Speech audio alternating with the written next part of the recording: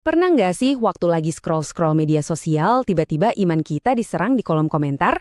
Rasanya pengen banget membela, tapi takut malah jadi ajang marah-marahan kan? Nah, tenang. Yuk kita bedah bareng-bareng gimana cara cerdas buat mempertahankan keyakinan kita, tapi dengan kepala dingin dan hati yang tetap damai.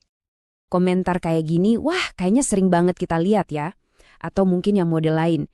Yesus itu kan cuma nabi, kok disembah jadi Tuhan? Komentar-komentar yang rasanya pedes banget dan seringkali, jujur aja, kayak serangan pribadi buat kita. Hayo, ngaku aja. Reaksi pertama kita tuh seringnya emosi kan? Ada rasa sebel, panik, bahkan gatel pengen balas ngetik pakai caps lock semua biar kelihatan marah. Wajar kok, tenang aja. Anda nggak sendirian. Itu reaksi yang manusiawi banget. Tapi pertanyaannya, apa kita mau berhenti di situ aja? Apa nggak ada cara yang lebih baik? Nah, ternyata ada loh ilmunya, namanya apologetika. Eits, jangan keburu ngeri dulu dengar istilahnya. Ini bukan pelajaran teologi yang berat dan bikin pusing kok. Anggap aja ini semacam panduan praktis, sebuah seni buat ngejelasin apa yang kita percaya dengan cara yang masuk akal, dan yang paling penting, dengan penuh kasih. Disinilah letak perubahan mindset yang paling penting.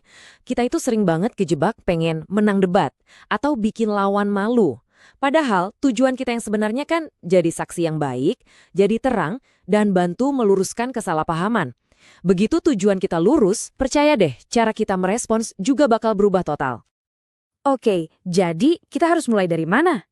Semuanya itu berawal dari fondasi yang paling dasar, bukan dari argumen yang canggih, tapi dari sikap hati kita. Ini dia kompas kita, 1 Petrus 3 ayat 15. Ayat ini jelas banget ngasih tahu kita memang harus siap ngasih jawaban. Tapi ada syaratnya, dan syarat ini nggak bisa ditawar, harus dengan lemah lembut dan hormat. Dua kata ini kuncinya. Tanpa lemah lembut dan hormat, argumen kita sepintar apapun, sekeren apapun, itu bakal percuma. Ibaratnya, kalau kita jawab pakai emosi, pakai sindiran, atau marah-marah, detik itu juga kita sebenarnya sudah kalah sebelum perang dimulai. Oke, hati udah beres, fondasi udah kuat. Sekarang, giliran kita siapkan amunisi di kepala. Kita perlu membekali diri kita dengan pengetahuan yang benar dan tepat sasaran. Kenapa 3 hal ini? Karena ini adalah pilar utama iman kita. Pertama, keilahian Yesus. Ini jantung kepercayaan kita. Kedua, bukti kebangkitannya. Ini fondasi historis yang bikin iman kita bukan sekedar dongeng. Dan yang ketiga, sejarah Alkitab. Biar kita yakin kalau yang kita pegang ini bisa dipercaya. Percaya nggak, kalau kita kuasai 3 hal ini aja, kita itu udah siap menjawab sekitar 80% serangan yang paling umum di luar sana. Nah, ini bagian yang seru banget. Ada sebuah strategi komunikasi yang elegan dan sangat ampuh, yang bisa membalikkan dinamika percakapan 180 derajat. Ingat prinsip hukum dasar ini ya, siapa yang menuduh, dialah yang wajib membuktikan. Kita itu sering banget kepancing buat langsung membela diri panjang lebar. Padahal, kita bisa mulai dengan cara yang jauh lebih cerdas.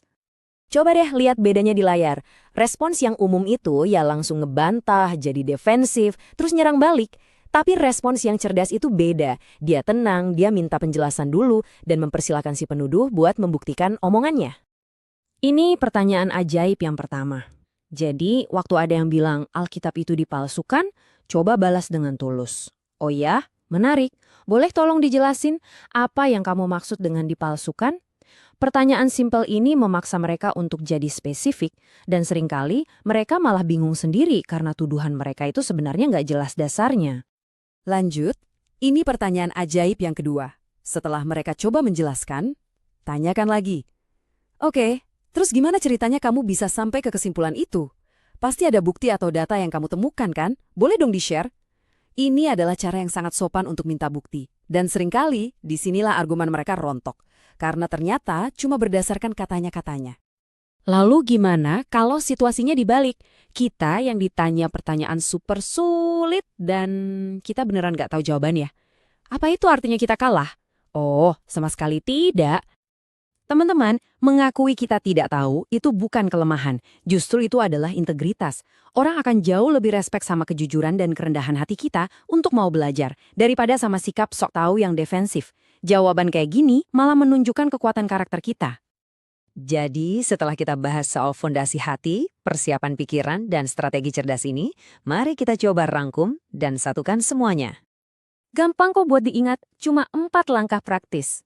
Pertama, selalu jaga hati kita, ingat 1 Petrus 3:15. Kedua, kuasai data dasar iman kita. Ketiga, gunakan teknik bertanya yang cerdas. Dan yang terakhir, jaga integritas. Berani bilang, saya tidak tahu saat memang belum tahu. Pada akhirnya, inilah yang menjadi pembeda kita. Di tengah dunia yang sering kali menyerang dengan kebencian dan kata-kata kasar, kita justru dipanggil untuk memberikan respons yang benar-benar berbeda. Sebuah respon yang menggabungkan ketajaman logika dengan kehangatan kasih. Membela iman itu ternyata bukan soal adu otot argumen atau siapa yang suaranya paling keras. Ini tentang menjadi saksi Kristus yang cerdas, rendah hati, dan penuh kasih. Jadi pertanyaannya sekarang bukan lagi bisakah kita, tapi siapkah kita?